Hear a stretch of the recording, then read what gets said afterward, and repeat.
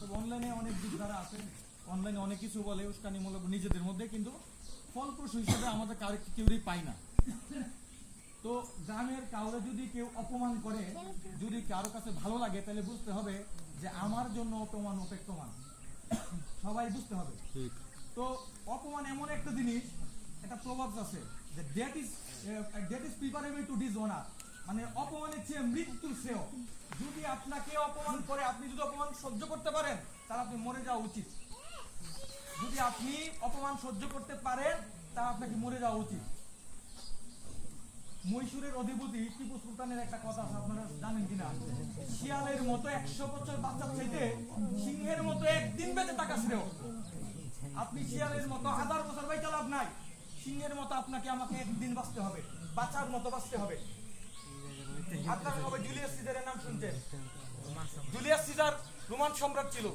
Julius সিজারকে নিয়ে Shakespeare, যিনি 1600 অব্দিতে লিখছিল, তিনি বলছিল যে cowards die many time before their death, মানে যে ওনার কথার বাংলাটা হচ্ছে যে কাপুরুষরা তাদের মরার আগে 100বার মরে। মানে কি, বীর পুরুষ একবার মরে। এই গ্রামে একজন বীর পুরুষ মারা গেছে, তারে আমরা কেউ জানি না, অনেকে নতুন প্রজন্ম জানে না, তার নাম ছিল গুণী, শহীদ গুণী, কেউ জানে না। আপনারা নাম শুনছেন, এই যে আপনার আয়াতুল্লাহ আলী আল খামেনির কথা শুনেন নাই? শুনছেন। তারপরে আলী আল মুক্তারের কথা কেউ জানে? উমর আল মুক্তার নাম শুনছেন? কেউ জানে না। 1981 সালে উমর আল মুক্তারকে নিয়ে লিবিয়ার গাদ্দাফি, মুয়াম্মার গাদ্দাফি তার টাকা খরচ করে সে একটা মুভি তৈরি করেছে। আলী আল মুক্তারের নাম শুনছেন কিনা আমি জানি না। আমরা এখন যেমন আমরা চিন্তাছি যে এই যে খামেনির কথা, খামেনি হচ্ছে তাদের সাথে তাদের আমাদের আকীদাগত সমস্যা থাকতে পারে, কিন্তু মুসলমান হিসেবে আমরা সে আসলে এই বর্তমান যুগে সিংহ ছিল। কই মুসলমান তো আরো দেশ ছিল। যদি ইরানকে অ্যাটাক করার পরে সৌদি আরবের মতো দেশ, আরো দেশ আছে, তুরস্ক অস্ত্র থাকা সত্ত্বেও তার কিছু বলে নাই। মানে কি, মানে উদাহরণটা শুধু আমি আমার এলাকার জন্য জানতেছি। আজকে আমার এলাকার একজনকে আঘাত করলে আরেকজন মজা নেই। আমি শুধু ইরানের উদাহরণ দিচ্ছি না। এই যে আলিয়ার মুক্তারের কথা বললাম, এই মুক্তার উপনিবেশ, ইতালিয়ার উপনিবেশ থেকে, ইতালিয়া থেকে তাড়ানোর জন্য তার সে একজন আল্লাহর ওলি ছিল, তার সম্পর্কে অনেকে জানে না, কিন্তু খামেনি সম্পর্কে জানে, কারণ আগের ঘটনা, তখন মিডিয়া ছিল না। এটা হচ্ছে উদাহরণ যে বাস্তবে আমাদের গ্রামে সেম ঘটনা ঘটতেছে। আজ থেকে 10 বছর আগে টানেন তো, 12 বছর আগে টানেন তো, গ্রামের মানুষের বিরুদ্ধে একটা কথা বলতে গেলে মানুষ 5টা ভাবছে। গরুর বাজারে একটা ফ্যাক্ট, উদাহরণ যা, গরুর বাজারের কারণে আমরা বসি, কিন্তু এটা মুখ্য কোনো বিষয় না, কিন্তু এইখান থেকে অনেক কিছু আসে।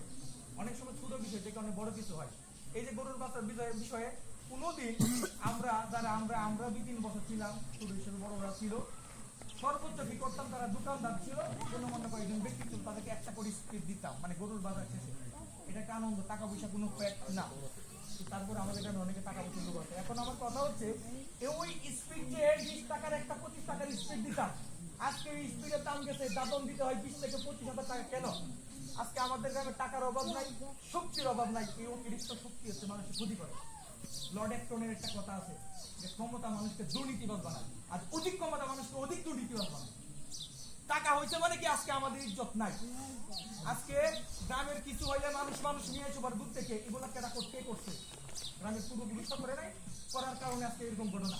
বারবার আমরা কাউন্সিলিং করতেছি যে গ্রামের যদি কোনো কিছু হয়, গ্রামের অভ্যন্তরীণ বিষয় নিয়ে কেউ বাইরে লোক আনবে না। এত কাউন্সিলিং করার পরেও গতকালকে একটা অনাকাঙ্ক্ষিত ঘটনা ঘটছে, কেউ জানেন কিনা জানি না।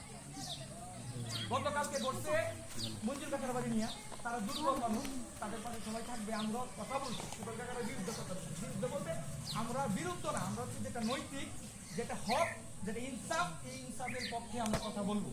কিন্তু তারপরে দেখলাম একটা অনাকাঙ্ক্ষিত ঘটনা ঘটছে, ওরা বারাটি গুন্ডা আগেই বসে। যদি বারাটিয়া গুন্ডা আজকের আলটিমেটাম দিলাম, যদি আজকের ভিতরে সুবেল কাকা এবং তাদের সামনে বিয়াদবি করছে, যদি মাপ না চাই, আমরা যুব সমাজ কেউ না তো আমিও ট্যাঙ্কাইতে ফেলব, এভাবে সবার বিরুদ্ধে অ্যাকশন হবে। এবং আজকের একটা মেসেজ দিচ্ছি, আজকের বিরুদ্ধে, আজকের পরে